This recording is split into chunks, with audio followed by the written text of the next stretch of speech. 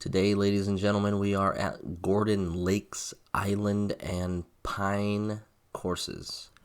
I believe it's got a couple nines, so we are on the Island View and Pine View. First hole of the day is a spinny little fairway finder down the middle.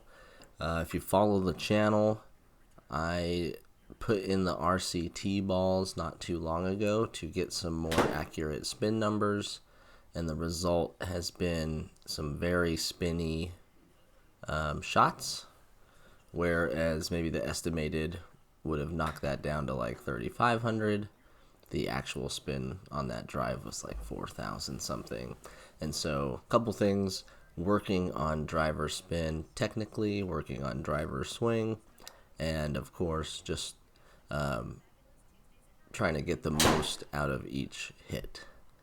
This is not the way to do it.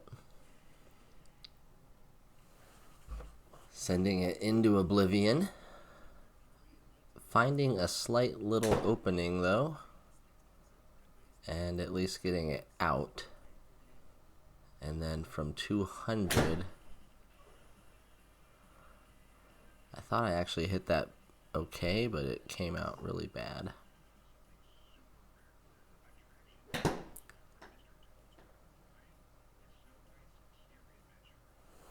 Pretty good distance control there, but that's a 2-putt and a double bogey on the second. So a couple bad holes to start, and already at +3 through 2. Playing the white tees. There's a good combination of statistics, just not straight. But 2,700 would be great. 142 I would be fine with. The other cool thing I like about the RCT balls that I'm not sure I've touched on is the side spin seems to be more accurate. Like if I actually want to hit a big draw or a big fade, it's giving me, 1,200 to 2,000 side spin, which really helps when the game tries to translate that.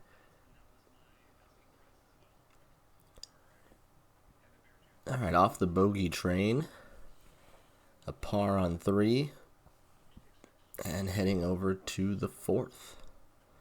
This tee box on a severe slant. You'd be hitting with the ball like way the hell above your feet. It doesn't actually translate to the game, thankfully. Distance about perfect, just 9 yards to the left, a little bit of a face closed. Settling in for another par.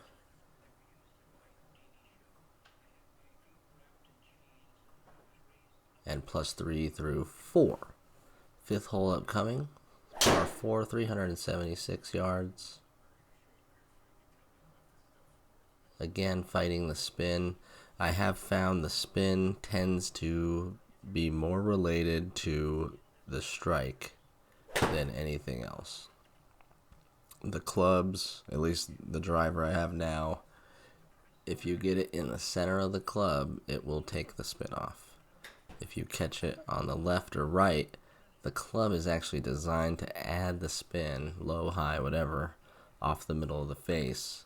It's designed to add spin so that it stabilizes and goes straighter than what it would if you hit a knuckleball like that. So, trying to use the technology for all it's worth.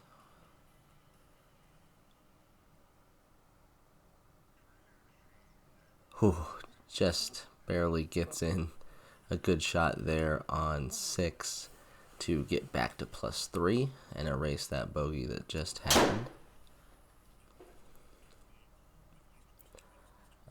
It's a bad start line and a bad club path. And so we're starting right and pushing right.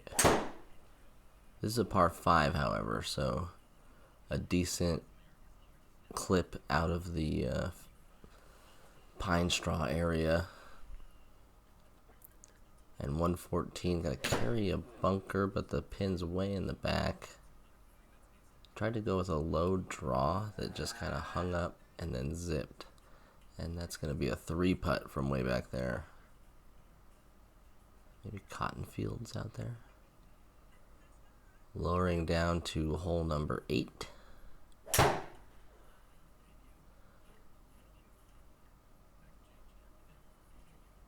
And just hitting it out to the left, afraid of the water, I think, was the cause there.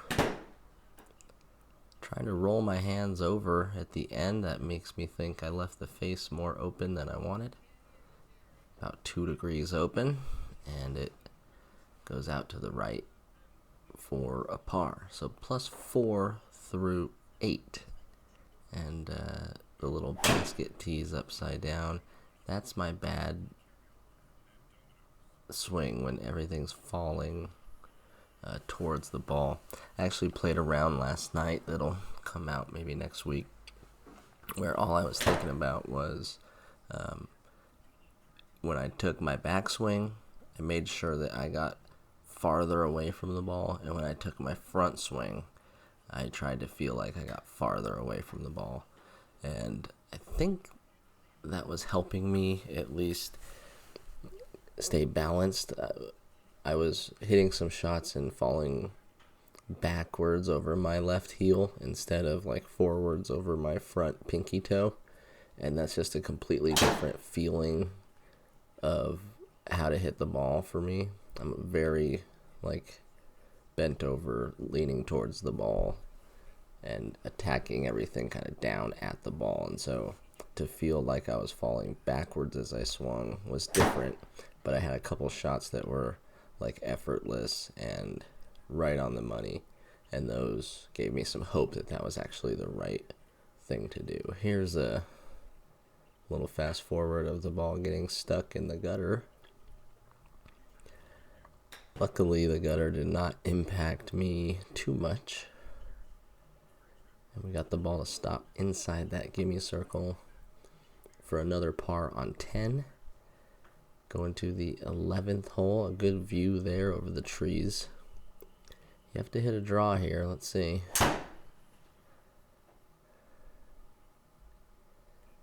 Oh, we didn't get club data. It might have been draw. They got us at super straight. 136 remaining is possible. Let's see here. Maybe a kick to the right. No. Just settling in there for another par. So since a really bad first couple holes, this one is going okay. Gordon Lakes has a lot of like really cool water features that you can kind of see on your hole but aren't necessarily in your way. That might be an all-time worst drive ever. Just a complete almost mishit.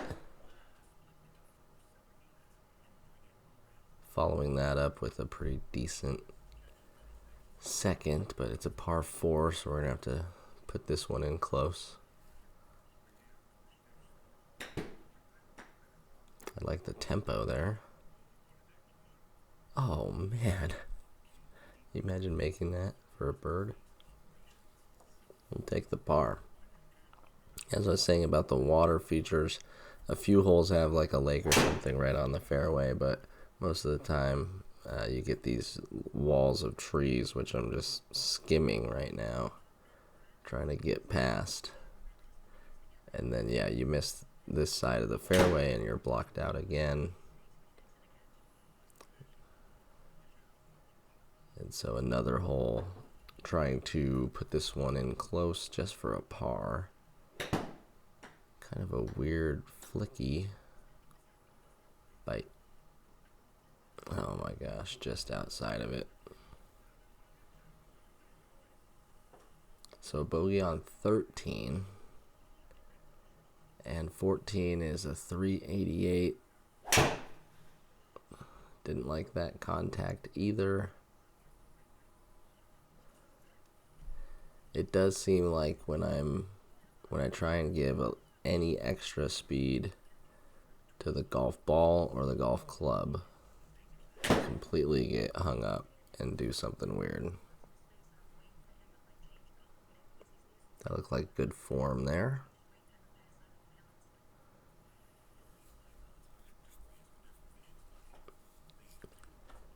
One of the better island greens in the game, 15th at Gordon Lakes.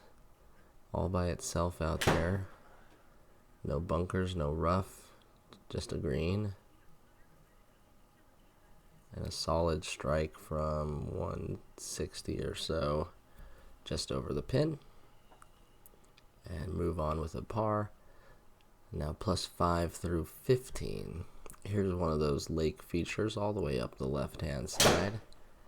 Trying to hit a fade around these trees. Able to do so, but again, a bad strike.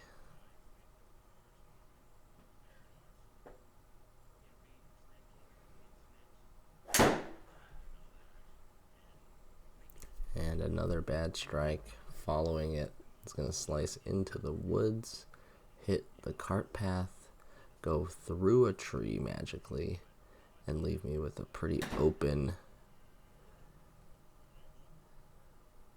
And I'm speechless. Just a complete shank. Don't know where those are coming from lately. On video, I actually can figure out where they're coming from. It's my body completely moves towards the ball, obviously, and then I never come back. So it's right at the beginning of the downswing, everything goes towards the ball, and then my body stops, my hips stop, and the arms fire, and it just becomes this like ridiculous hosel shot. Shot on the way here at 17 is right in the middle of the green, where you want to be for another par. And we go +7 through 17. Not the worst round ever, not the best round. There's another heely, spinny shot. On video, it's really easy to tell how heely these are. As we come to a close here for 18th, make sure to push like and subscribe. It tells YouTube that this might be worth watching and that my efforts getting these videos out to you guys has been worth it. Also, let me know if you think the resolution is any better or worse. I've been playing around with some settings in editing. And then finally, leave a comment below if you like Gordon Lakes. Go in. Oh, it was tracking. If you like the new GSPRO courses and which ones you want to see next on the channel. Until next time, peace.